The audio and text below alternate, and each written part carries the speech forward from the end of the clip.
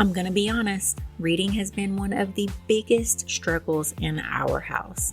We've done the tears, the frustration, the I hate reading, and the guilt of wondering if I was doing enough. That's why I was so excited to find reading.com. It breaks reading down into simple, bite-sized lessons that actually build confidence instead of battles. If reading has been hard in your house too, this might be the fresh start both you and your kiddo need. You can check them out at reading.com or click the link in the show notes to learn more today. If you're anything like me, you've probably become really good at taking care of everyone else, while somehow convincing yourself you'll take care of you when life finally settles down. Except it never really does it? Because ADHD parenting is appointments, school emails, sensory overload, advocating for our kids, and carrying a mental load that most people never even see. Somewhere along the way, we end up at the bottom of our priority list, and today's guest is here to challenge that. Loretta Lee is a coach, speaker, and caregiver who is passionate about helping people stop living in survival mode and start building a life they genuinely love. Through her own caregiving journey, she's become a powerful voice for self-care, resilience, and reminding caregivers that their well-being matters just as much as everyone else's. Today, we're having a real conversation about caregiver burnout, mom guilt, boundaries, and why taking care of yourself isn't selfish. It's one of the greatest gifts you can give your family. So, grab your emotional support coffee, give yourself permission to pause for the next 45 minutes, and join me in welcoming the incredible Loretta Lee to Chaos and Caffeine. Welcome to Chaos and Caffeine, the ADHD parenting podcast where you do not need a degree to understand your kid. I'm Danielle, mom in the trenches who spent years obsessing over how to do this better, so you don't have to learn everything the hard way like I did. Each week, I bring on experts who actually make sense. And then if you want the real story, come hang out with me on Patreon where I break down how it all played out in my house. What worked, what flopped, and what I'm still side-eyeing. Thanks for being here. Loretta, welcome to Chaos and Caffeine. Hi, Danielle. It's good to meet you. Nice to It's meet lovely you. for you to have me here. I feel like we've been trying to do this, but my life has been so chaotic I couldn't get you, and I'm glad it's finally happening. I understand being a carer is, well, our life is like, we're here, we're there, we're everywhere, so it's okay. So I wanted you on because you have a unique story.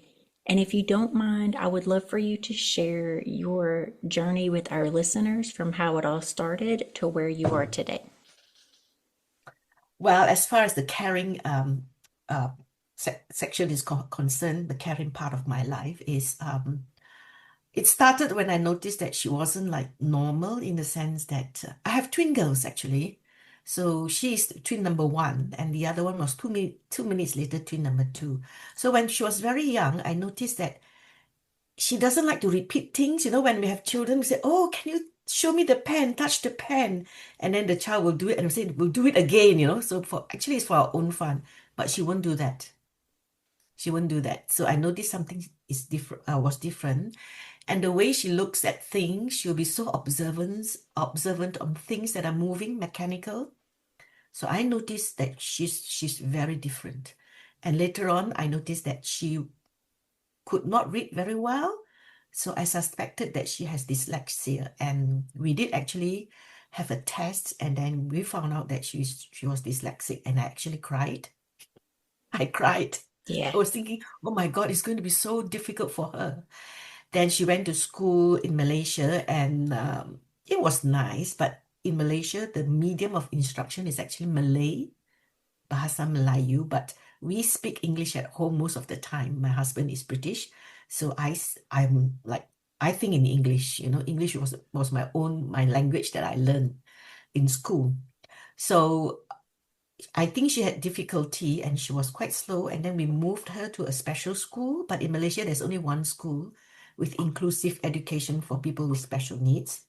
So, and she was actually quite badly bullied. So I told my husband, we have to, since you're a British and in Malaysia, there's not so many support in schools for special needs. So I said, why don't you come over to the UK? Because when she was a student, a pupil in a primary school, I did try to push special education with the ministry as well. But anything that's government, it will take years.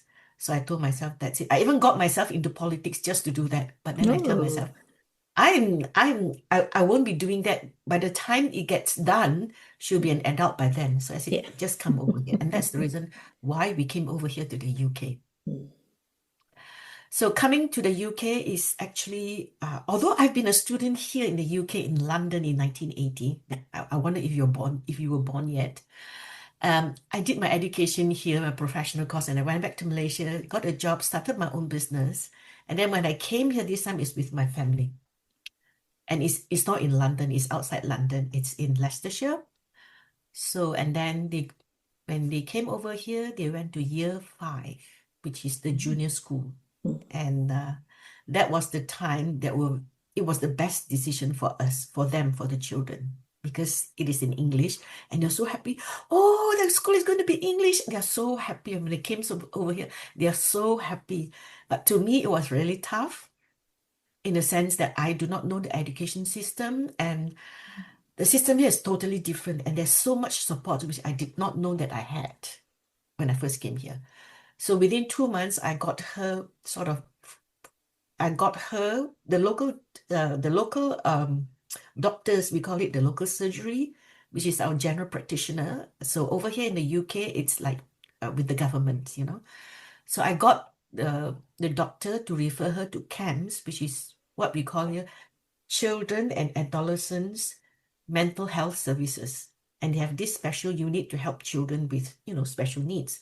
But they rejected it. So we have to go to the local pediatrician for 2 years. And then finally they want to discharge. I said, no, no, no, no, you can't. I'm on long-term antidepressant. She's not normal. I'm the mother. I know. So finally the doctor says, okay, I'll refer you to the CAMS. So after that, we went to see CAMS, and within the first meeting, she went with my husband because I was busy. And my husband came back and said, yeah, Dr. Pachi says she's got autism straight away. So with that label, we were able to access services. Without that label, we can't access services. So sometimes I hear a lot of people say, oh, you like to label your children with this and that. But we have to. Without that label, we cannot get help. So with that, doors started to open. But when doors starts to open, you just don't go there and get all the things that you want. You still have to go out and look for it and find it. What's the best support that you got to do? So as a parent, you know what I did? I attended whatever meeting that's supposed to be attended. I attended. Some is by the school. We have a thing called Autism Outreach, which is a unit that helps school to understand autism better and to help and educate the school, the teachers especially, on how to deal with autism. And so the doors opened and we got access to autism, we got access to social services, and we got access to a lot of things, and suddenly there's a lot of charitable organizations that helps people like us. Yeah. So I'm not sure whether you have it in the US. I'm not too sure, but I'm sure they have. So what I did was I went through that. And and in the beginning, it was so like, so many things to do. And then sometimes we have to make appointment, there's so many appointments.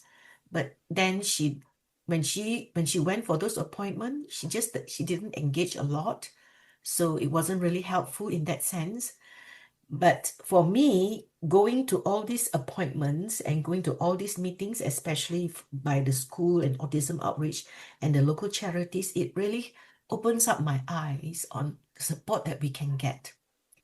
And when I went to all those parents' meeting, I could see a lot of parent carers who are actually exasperated, angry, and basically not very nice in dealing with those people who are supposed to support us, like the social services people.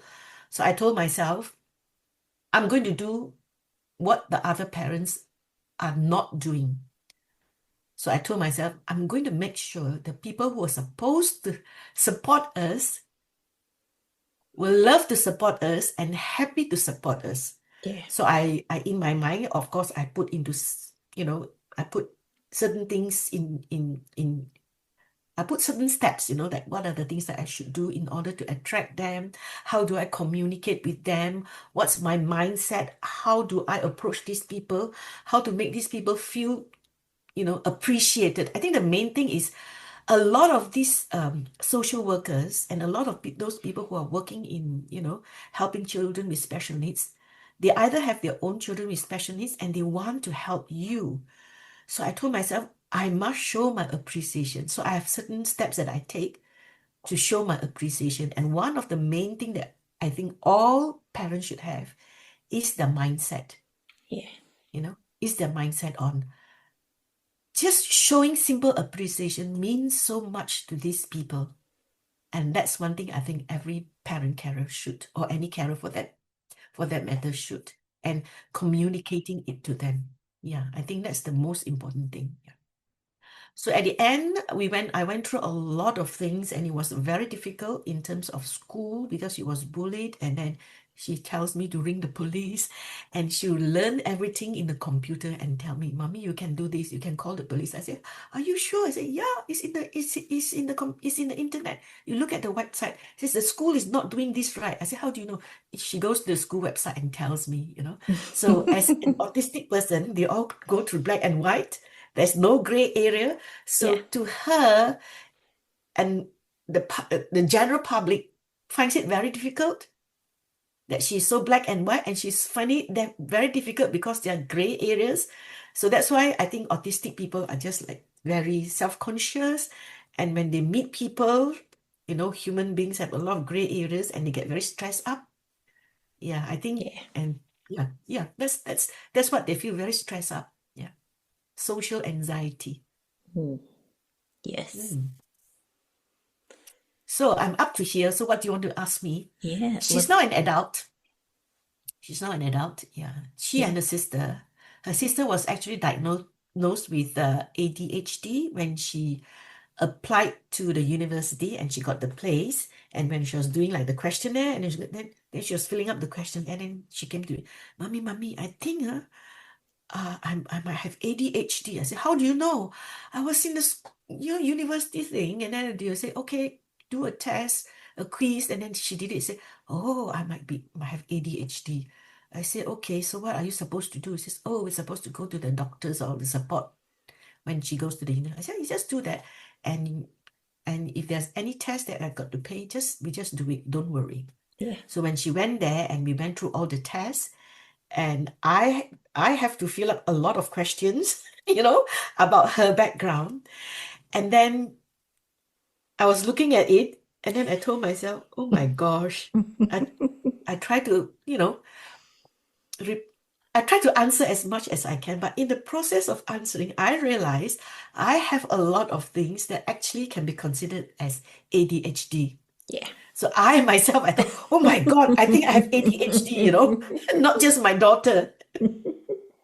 So that was something very eye-opening for me. Yeah. Yeah. Yeah. That is a very common story here on Chaos and Caffeine, myself included. Really? We are filling out these questionnaires and we're like, wait just a second. This sounds so familiar. And then, yeah, it's a very common story around here. Okay. Okay, that's good. So, That's Loretta, good. That's I have two questions. Well, one is a statement. I was actually born in 1985, and you look absolutely amazing. Thank you. Yeah, I would have never guessed that. The other thing I would like to ask is when you finally got the diagnosis that your daughter was autistic Mhm. after pushing for so long, how did that make you feel? Well, at least when I have that, I will say, okay, autistic, what does that mean? So with that, I can go and check in the internet. Yeah, what is it all about? And it did explain a lot of her behavior. And also, it did explain a lot of her behavior in terms of her behavior in school. And then with that, the school was notified and we could work together with the school. And so we actually finally managed to get some steps put in before she even went to high school. When she was in junior school and then she went to high school, um, we did put something in place, but the bullying was really bad in high school. Yeah. So when she finally went to college, and that's one thing I felt was was a win for us as a family, was that because of the way we dealt with when she was in high school, and because I went to a lot of meetings organized by all this parent participation, and sometimes they have talks given by solicitors. You call it, is it solicitors? We call it lawyers, you call it solicitors or something like that, legal thing. Yeah, attorney. So they Yeah. actually help us on how to deal with bullying in school from the point of law. And I did manage to get a lot of support. I remember there was one time when I went to one of these meetings for parents, and then they say, "Oh," I said, and there was a lawyer there. He says, "Okay, this is the thing that you should do when you go and see, when you deal with the school and all that." So then I was telling them, I said, "Yeah, next week or 2 weeks' time, I'm going to see the head teacher. So I must know how to write to the head teacher and all that." So then they had the meeting, but I couldn't go, as you know, things come up, Yeah. So then I rang up and said, "Oh, I couldn't make it." He says, "No problem, no worries, no questions. We understand." And they said, "By the way, the lawyer who came for the meeting remembered that you have a meeting to go and see the head teacher." I said, "Yeah, yeah, he has a sample of letter for you." I was so touched. I said, "Yes, oh my God. So how can I pass it to you?" So they sent it to me. I can't remember how I received it either. I think it was through mail. And then I got the sample of the letter and I was able to write a very good letter with legal implication. So I Yeah. used that and it was so good when I meet the head teacher that shows that I know what I'm talking about. Yeah. Yeah. So I find that very useful. And then when I went to the head teacher, because I know that if he sees that letter, he will think that I'm confrontational. So when I've met him face to face, I have a lot of verbal conversation with him over the phone before that about the bullying. So when I see him, he was like looking at me. I was looking at him. I sat down with him. I said, "Mr. Thomas, I'm here today not to confront you, but to solve the problem between the two girls who are members of our community." So I can see his face. Oh, relax. So I feel that so my tip for parents who want to speak to people who are like school or whatever, they need to talk about hard things. Start Yeah. with something that is common. Start with something that relaxes the other person and get their gut down. So there were a lot of moments that I was so angry with him, but I tried not to show it. Yeah. So I think we need to have restraint when speaking to people like that because we want their cooperation. And I think Yeah. it went well, but the problem was not entirely solved because the bully was a bully, keep on going. But my daughter keeps on complaining. That's what you get. I need that reminder often because I am a natural mama bear. If you follow astrology, I'm a Capricorn, so I come in hot, and sometimes, most of the time, that is not necessary. I can come in and be calm and open minded and understand that me and the teacher are on the same team. So I need Correct. that reminder often. Yeah. Yeah, we have to look at it because I see a lot of, remember what I told you, they're angry. A lot of parents are angry Yeah. and they direct it with the person that they're handling it. So my thing is that I'm with you. We are handling the issue, which is not between us, but the Yeah. issue is out there. So I think Yeah. that is, yeah, we have to remember that as parent carers, yeah, or carers. I like that. Thank you for that reframe. Summer break is amazing until your kid has been bouncing off the walls since 8 a.m. If you've got a neurodivergent kiddo, you know they're usually not trying to be too much. Their nervous system is just asking for more sensory input. That's why we've been loving Ted Kangaroo. Their sensory seats and movement tools help my kid regulate his body so everyone can breathe a little bit easier this summer. If you've been looking for something that helps your child move, calm, and reset, check them out at tedkangaroo.com. And because you're a part of the Chaos fam, use the code CHAOS20 to save 20% on your order. If you're parenting a kiddo with ADHD, you already know the phrase, just take a deep breath, usually lands about as well as the Lego to the heel. That's why I've been loving Moonbird and their kid-friendly version, Moon Buddy. Instead of telling our kids to calm down while they're emotionally feral and breathing like tiny caffeinated raccoons, this handheld breathing coach actually guides them through it. It gently expands and contracts in their hands, helping them slow their breathing without staring at another screen. And honestly, it's not just for kids, because ADHD parents deserve regulated nervous systems too. Whether you're dealing with stress, anxiety, sleep struggles, or a brain that refuses to turn off, Moonbird can help you slow down and reset. Visit moonbird.life and use the code CHAOSandCaffeine10 to save 10% on your order. So I want to know, what pivotal moment made you decide to go from a caregiver to empowering other caregivers? You see, my background is I have a lot of business experience in Malaysia. I started my business in 1986. So my business was actually, I started from scratch, like me, and then I formed a company with another person, and I started from zero and I built it up to, 7 figures. So in the process, I think I have gone through, and I'm also a corporate trainer. My company at that time, we did conferences, seminars, and training. So I do like in-house training and also public training, which means that we promote like a training and then we sort of advertise to all the corporate clients, and they will send people to this workshop or training. So we call it external training, and there's in-house training, which I go to companies to do in-house training. So I myself have built up the business, and I've done training before, and I train in communication and I train in a lot of things.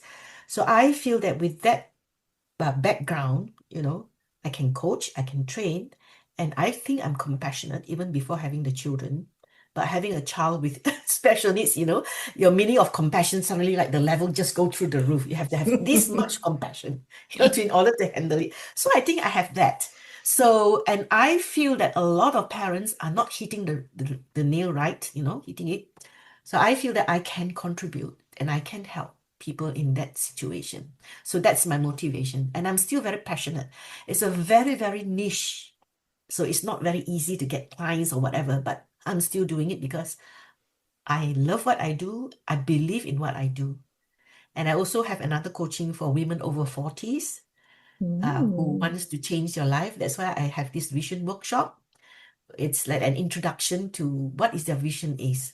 So I would like to bring this to all carers. Like if we are carers, there's so many things, that we need to manage. And it is very, what you call it, can be quite upsetting in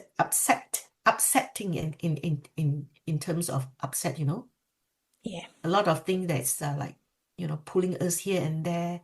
We have this thing to do, and then this, trauma or whatever, and the kids will be screaming and all that. So we have a lot of distraction, and this is what we are in.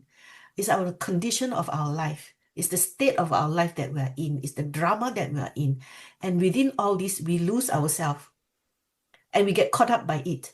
So that's why it's so important to take a few moments every day, or if you can, or every week, to think about what you really want to be, because our life is not just about caring.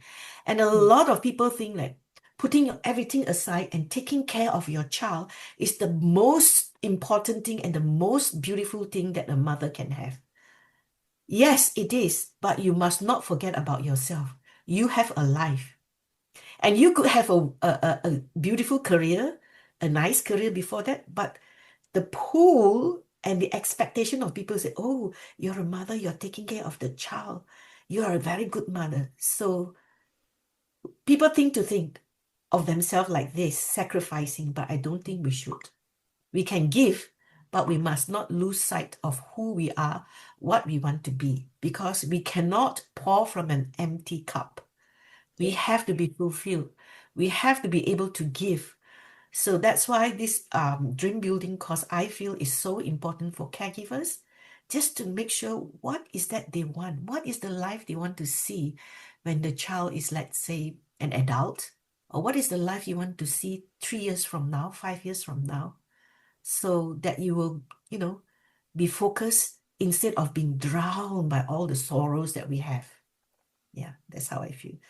And I Yeah. went through that, and it's not easy. It's not easy, and it can be very depressing. And I cry a lot. I used to cry. I used to wake up and I used to cry. That's Yeah. why I decided to get the help that I want. And I tell you what, the help that we got was so great, was so beautiful, in the sense that we managed to get a social service person who actually brought all the services together, the police, the school, autism outreach. And then before she went to college, we had a meeting with the principal of the college, the vice principal, no, the vice principal, the SAN head, the SAN assistant, which was her teacher, class teacher, two ladies from social services, one from autism outreach, and even one from the police, plus me. That was a week before college reopens. And we were sitting Wow. around the table discussing the future of one person, my daughter. And I was so touched. I was really, really touched. And every time we have a meeting about her, there will be about 5 to 6 ladies discussing about her future. Because at that time, we have this education and healthcare plan, which was just started. It's a plan that the school needs to give to the children with special needs, and there's a plan called for the health education plan, for the health and education. So Yeah. she was the first case in our area. So Wow. every time that was the first case that they were doing in we call it our county, like our state. So every time we have a meeting, there'll be about 5 or 6 ladies talking about her. And I'm so touched. So one day I told those ladies, I said, I don't know, thank you so much for your help. Because I do not know where I'm going, because everything was still quite new. But I know you ladies, you know what? You ladies, this is what I feel. It's like I'm on surfing on a wave, and you ladies are like the surfboard, and I'm standing on the surfboard. And you're Yeah. taking me to, I do not know where, but to somewhere that is safe. To me, it's the shore. So I said, thank you so much. I really, really appreciate. And then they said, Loretta, at least you want help. Then I asked, you mean there are people who do not want help? Say, yeah, there are people who do not want help. Then I recall when I first started, everything was so new to me, and I felt so embarrassed, so ashamed. I don't even know what help. And I really did not know how to ask for help. And sometimes I feel that I just don't want to have help. So I could relate to that feeling, but I think we have to get over that feeling of not being Yeah. able to want to have help. I said, in that case, I said, you know what? I've been chanting, I'm a Buddhist. I've been chanting. I said, now I must ask for divine intervention. Whatever help that comes away, I'm going to get it. So he said, yeah, we're going to send you help. I said, yes, please, I'm going to welcome all help. So when I say that, I got more help, you see. So we must open our mind as parents, as carers, to open our arms and our heart to help. If we Yeah. don't open it, we don't get it. So we have to have the change of mind, the Yeah. mindset. Yeah. I love that metaphor of the surfboard and them carrying you to a safer, Yeah, calmer place. I love that so much. And when you were mentioning in there that yeah. parents who parents who pour themselves into their kids, right? Mhm. When our kids grow up and go to college, I feel like the parents who lose themselves into their Correct. kids are the ones who are essentially lost Yes, when they don't have that correct. role anymore. Yeah. And they're sad and they're confused and it's like they're starting all over, because they Yes, have poured everything into something and now correct. that something has transitioned. Yeah. Yeah. Mm, So I see that a lot in my carers group. We have a carers group organized by us, Carers for Carers. We don't provide like resources or whatever. It's just a place where we come together, we chit chat, we have tea, and we started that before COVID. No, my time is like before and after COVID yeah. nowadays. So it was Yeah. before COVID, about 2 years before COVID. So we come together, our local carers, we form a group, and then we have art class. Because we form a group, we were able to get funding from like Rotary Club or Lions or the Mm, local services that we have, the local council that we have. So we do bring in some money. So we actually do our beginning. We have like a barbecue in the summer, and then we have Christmas, because most of the carers don't work, especially those caring for older people. Christmas dinner, and then we have a spa day, and we have art class. And the art class was really good. Every fortnight we go to this art class, and the teacher will tell us what to do, and everything is provided. At the end of the day, before that, we were like losing ourselves in our art, so we don't think about a caring problem. And towards the end, we have something to show, and it was really nice, and we make friends. And sometimes we have a meeting once every month. So in the meeting, sometimes we will be like talking about the person we are caring for, and sometimes another person may cry or whatever. We just accept them because we are carers. So that's yeah. that's the function of our carers group. We don't provide counseling or whatever. We don't have time. We have to care for ourselves first. Yeah. So Yeah. that's the structure of our carers group. So, Loretta, if you don't mind, will you walk me through your process for empowered carer? What would it look like to work with you outside of working on future goals? Yeah. I think the main thing when you work with me is that the first thing I will ask you, what do you see yourself X numbers of years from now? We could start with 3 years first, and then after 3 years is over, and then we do that. So, what are the things you need to do in terms of your time, your money, you know, your relationship, time, money, relationship, and where do you want to go? Your holidays. Yeah. Time and money, freedom, health, love, and relationship. So, and then we work on how are we going to get there? But with the caring responsibilities, we're going to work together on how it's actually for the carer. This program is for carer. A lot of coaching is for the mother or the carer to help the cat for, Yeah. but not so much on the carer themselves. So my program is actually for the carer themselves, yeah, for the carer themselves to, of course, when you take care of yourself, you are better. And not only that, you are taking care of the cat for. And the very important thing that I find, maybe you don't see it, is when there is another sibling. I have twins. So come to a certain age, the person, because by default we have to spend so much time on the cat for. I was very aware of that. I was a trainer. But by default, I have to spend so much time. And I try to spend more time with this person. And, one day she says, I was telling her to do some chores. She asked me, Mommy, why is that I have to do this chore and that chore and my sister gets away with it? Mm, She asked me. yeah. Yeah. So we must know how to answer this. So just to give you an example, well, not example, exactly what I say, so that you can use that as well. I said, look, your sister has autism. She has enough problem of her own. You are not autistic. Do you know the problem that she faces? You're in the same school. Do you know the problem that she faces in terms of friendship? She says, yes. Do you know how she's trying to fit in? She says, yes. Do you see her problem? She says, yes.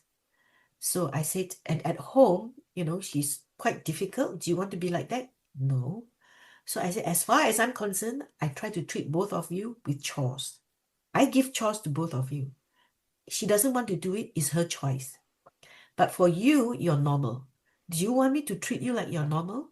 Because my role as a mother is to bring you up so that you can have living skills when we move out from home, whether you go to university or you go and work and you get married or have a partner or whatever. You must be able to be independent, and that is my role. That is Yeah. my role. So that is why I'm treating you like this. Do you understand? She says yes. She says yes. So I think I did manage to convince her, but at the end of the day, it's not words, it's your action. Yeah. It's your action. Yeah. So I must, once I say that, I cannot go back. I have to make sure that I do the action. Yeah. Yeah.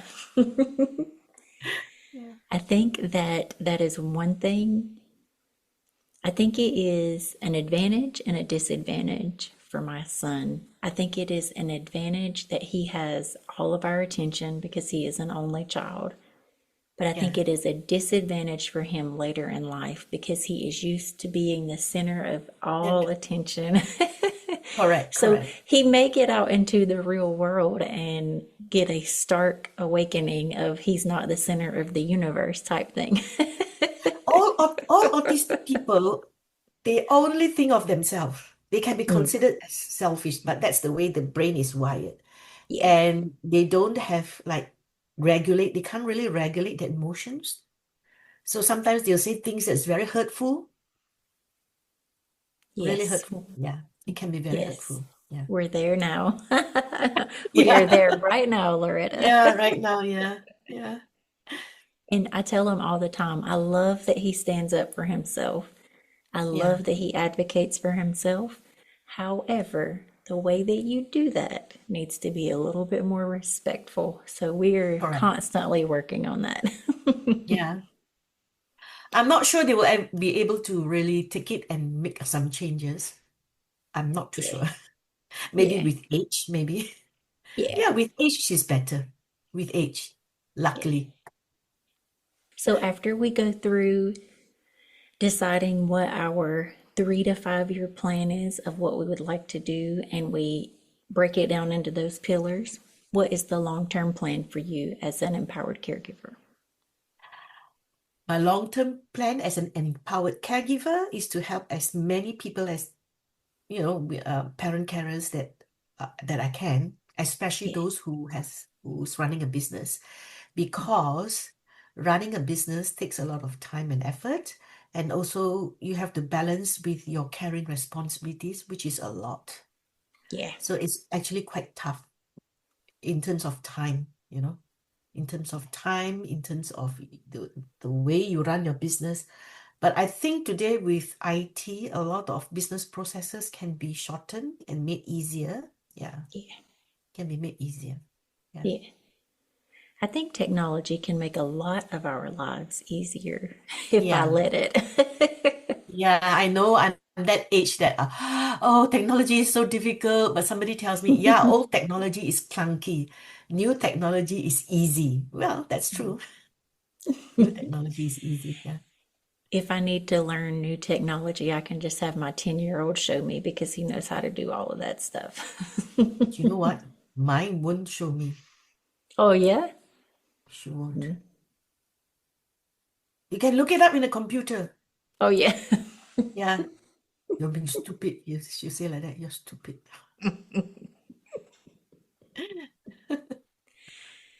So, Loretta, I am sure by now all of our listeners are dying to work with you. So, would you like to tell them how they can connect with you further? Yes, I have actually put it in your, I think you put it, I sent to you my contact, my website, and also my email. And I've also, because we're so busy as carers, I've got a download resource for you to download, uh, 11, 11 secrets to, increase your abundance and things like that. Yeah, save time. Ooh. Yeah, to save time. So you can download that and you can use it as a guide to try and implement. It starts with intention. You wake up and you say, today, what's my intention? Yeah, and we start from there. So there's a download for you for those parents who are keen to find out more on how to manage their time and resources. I love that. I will put all of that in the show notes. Yeah, yes, I'll do have every month a vision workshop, which is an introduction to what my coaching is all about. Yeah. Very But nice. I'll be away. Yeah, I'll be away end of the month until November. Yes, I'm going back to Malaysia for a long holiday. Not a short holiday, a long holiday. Yeah. Good for you. That'll be very nice. Yeah. Well, I will link all of that in the show notes so that people can definitely download Yeah. the resource and connect with you further. Yeah. Is your group open to online members, or is that more of a local type? You're referring to the carers group. Yeah. Yeah, the carers group is our local women's group. Do you know what? It's only women. We at one time we have one man, and I also don't see people, carers who have responsible jobs or business women in our group. That's why I was wondering, where do these people get their support? Get Mm. access to information. So that's why Yeah. I am doing this coaching so that they can have access to information as well. Got you.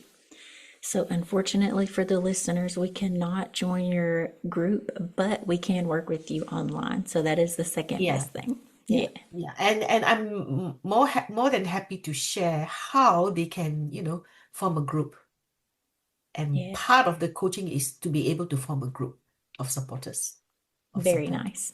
Yeah, I think that is so needed because I think a lot of us are neurodivergent parenting alone.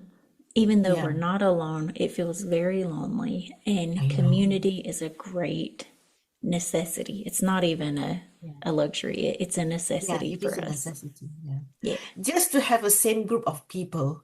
Because sometimes when I say, oh, my daughter, you say, like, beginning, you say, oh, she's this way, she's that way.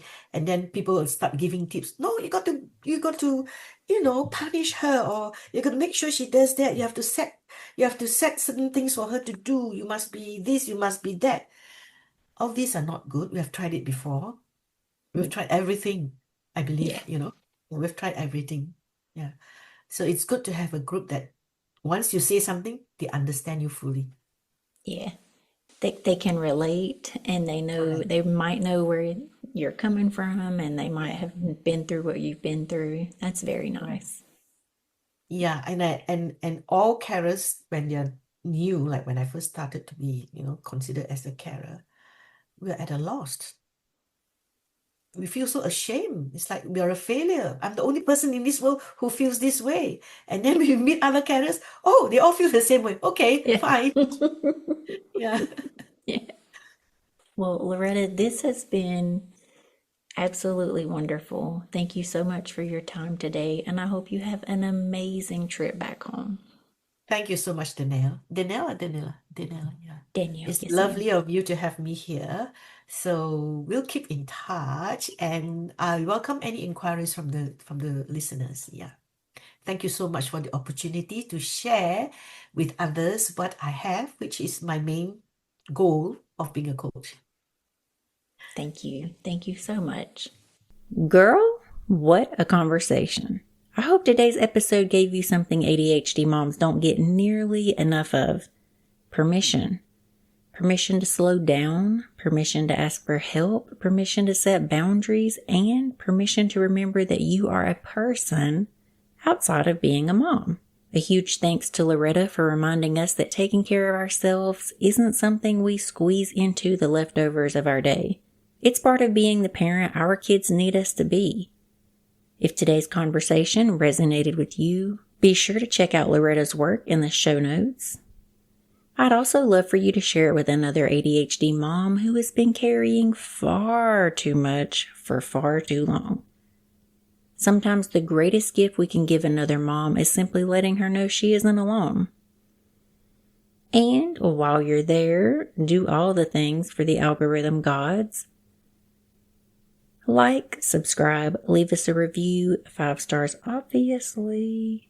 Maybe leave me a comment while you're there about what hit home from Loretta's episode for you. Until next time, keep the coffee warm, or cold in my case. Give yourself a little grace, and remember, you don't have to be the perfect parent to be exactly the parent your child needs. That's it for this week on Chaos and Caffeine. I'm Danielle, and I'll see you witches next Tuesday.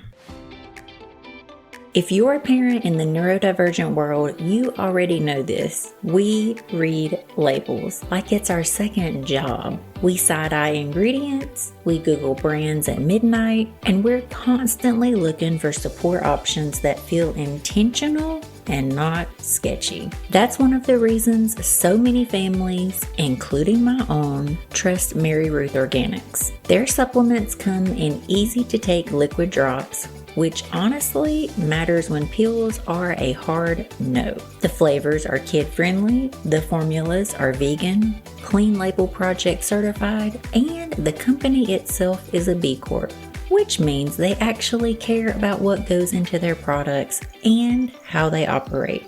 Mary Ruth's doesn't promise miracles, and neither do we. What they offer is thoughtfully made, high-quality supplements that fit into real family routines without added stress. If you're looking for a brand that prioritizes transparency, clean ingredients, and making supplements easier for kids and parents alike, Mary Ruth Organics is one worth checking out. Because supporting our kids starts with choosing products we actually feel good about giving them.